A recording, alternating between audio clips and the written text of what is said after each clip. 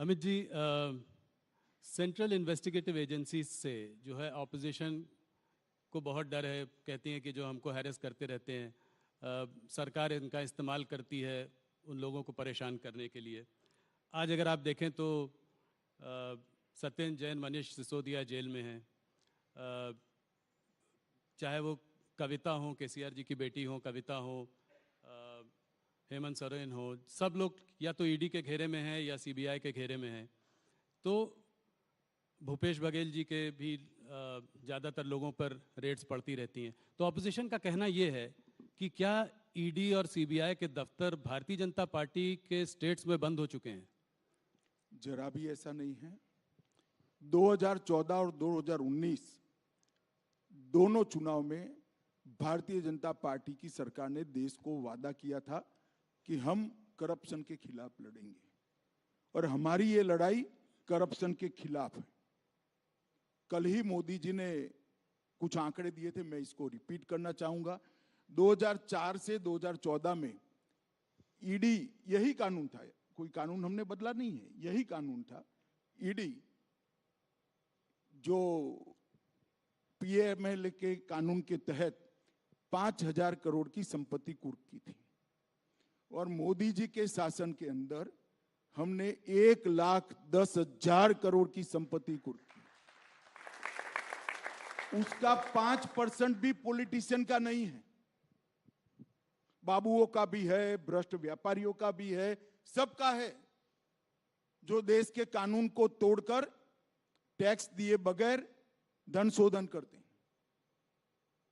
क्या लड़ाई बंद कर दें? और क्या देश की जनता ऐसा कानून चाहती है कि अगर कोई पॉलिटिशियन, कोई राजनीति में काम करने वाले नेता या व्यक्ति भ्रष्टाचार करे तो इसके खिलाफ कोई कार्यवाही न हो? यही सीबीआई के तहत 9 वर्षों में हमने 5,000 केस भ्रष्टाचार के दर्ज किए। कांग्रेस ने 500 भी नहीं किए थे, 500 भी नहीं। क्या 5,000 के 5,000 केस राजनीतिक पार्टियों के कार्यकर्ताओं पर है? ना, सभी के सामने है, बाबुओं के सामने भी है, व्यापारियों के सामने भी है, और मिली भगत के सामने भी है। और जहां तक दुरुपयोग का सवाल है, लालू जी पर केस किसने किया था? यूपीए की सरकार ने किया था जी। शेख अब्दुल्ला के खिलाफ विमान भरकर अफसर, वो बड़े वाला एयर इंडिया का पुराना विमान आता है, क्या कहते 320 या ऐसा विमान होता है, पूरा विमान भरकर अफसर भेजे थे और कई सालों के लिए जेल में डाल दिए थे। किसने किया था? इंदिरा जी ने किया था। ये तो भ्रष्टाचार के केस है। मैं राहुल जी को और उनकी पार्टी को याद कराना चाहता हूं, इमरजेंसी डालकर लाखों बेगुनाह विपक्ष के नेताओं को जेल में डाल दिया था 19 महीने तक, और बेल का प्रोविजन भी नहीं था। और यहां तो बेल का प्रोविजन, आप कोर्ट में जाइए। मैं आपको बताता हूं दुरुपयोग कैसे होता है, मैं उसका भुक्तभोगी हूं। हमारे खिलाफ कोई भ्रष्टाचार का केस कांग्रेस ने नहीं किया था। एक एनकाउंटर हुआ था, उसमें मैं राज्य का गृह मंत्री था, मुझ पर केस कर दिया और सीबीआई ने मेरी अरेस्ट की जी। अरेस्ट में सीबीआई के रिकॉर्ड पर आज भी टैप किया हुआ पड़ा होगा, अगर प्रामाणिकता से टैप किया तो सीबीआई के उस वक्त के अफसरों ने, और मिटा नहीं दिया कांग्रेस सरकार ने। तो 90% सवालों में यही था कि काहे को परेशान हो रहे हो, मोदी का नाम दे दो आपको छोड़ देंगे। हमने तो काले कपड़े नहीं पहने, कोई विरोध नहीं किया जी। मोदी जी के खिलाफ एसआईटी बनाई, एक राज्य के मुख्यमंत्री के, कोई करप्शन का केस नहीं था। दंगों में इन्वॉल्वमेंट का केस करा, फर्जी टाइप का, जो अंत में सुप्रीम कोर्ट ने खारिज किया। हमने कोई हाई तौबा नहीं करी थी, कभी काले कपड़े पहनकर संसद को हमने जाम नहीं किया था भाई। और मैं बताता हूं नतीजा क्या आया। मुझे पकड़कर अरेस्ट किया, 90 में दिन ही बेल दे दी मुझे हाईकोर्ट ने। हाईकोर्ट ने कहा कि अरेस्ट करने के लिए पर्याप्त प्रूफ ही नहीं है, और मैंने एक्विटल की एप्लीकेशन डाली। मुंबई की अदालत ने, मुंबई में केस चला, गुजरात के बाहर ले गए, कोई आपत्ति नहीं, मुंबई में चला। वहां कोर्ट ने कहा कि राजनीतिक प्रतिशोध की भावना से सीबीआई ने राजनीतिक इशारों पर एक केस किया है, इसलिए हम अमित शाह को के खिलाफ के केस को और सारे आरोपों को खारिज करते हैं। हमने हाय तौबा नहीं की थी। और यही लोग थे, यही चिदंबरम बैठे थे, यही सोनिया जी नेतृत्व करती थी यूपीए सरकार का, यही मनमोहन सिंह थे और यही राहुल गांधी सांसद थे। अब क्या हो गया भाई? और हमने तो आप पर जो केस करे हैं भैया वो करप्शन के हैं, आपकी बदजुबानी का केस है, इस प्रकार के फर्जी केस नहीं किए हैं। और केजरीवाल भी रोज छातियां पीटते हैं। भैया ये सारे निर्दोष हैं। तो जैन साहब कितने समय से अंदर हैं?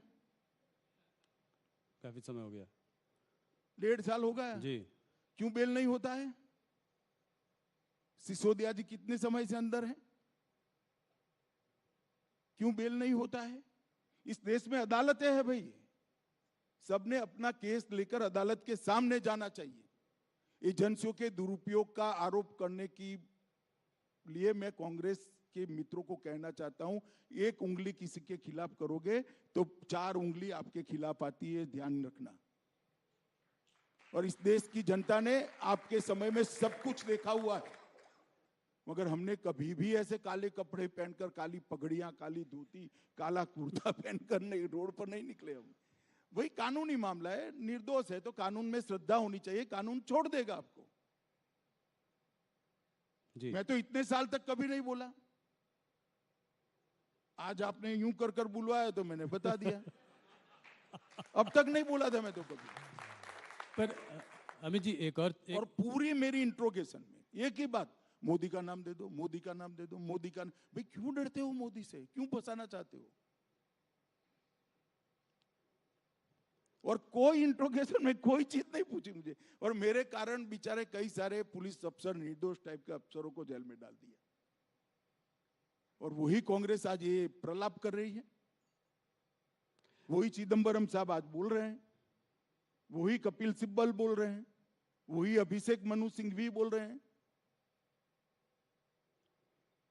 उनको आत्मचिंतन करना चाहिए कि भ्रष्टाचार का जितना भी पैसा इकट्ठा किया है, एक बार सामने से अदालत के सामने जाकर दे दे, शायद अदालत माफ कर दे उनको।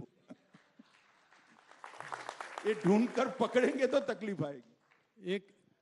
एक ऑपोजिशन लीडर का कहना यह है कि ये सारे आप भ्रष्टाचार के जो केसेस आप इन्वेस्टिगेट एजेंसीज तो करती हैं, पर अगर नेता पार्टी बदलकर भारतीय जनता पार्टी में आ जाए तो उसके खिलाफ केसेस को ड्रॉप कर दिया जाता है। ये बिल्कुल बेसलेस बात है। इस देश में अदालतें हैं, आपके पास अगर कॉन्क्रीट केस है तो लेकर अदालत में जाइए, अदालत सीबीआई को डायरेक्ट करेगी, ईडी को डायरेक्ट करेगी।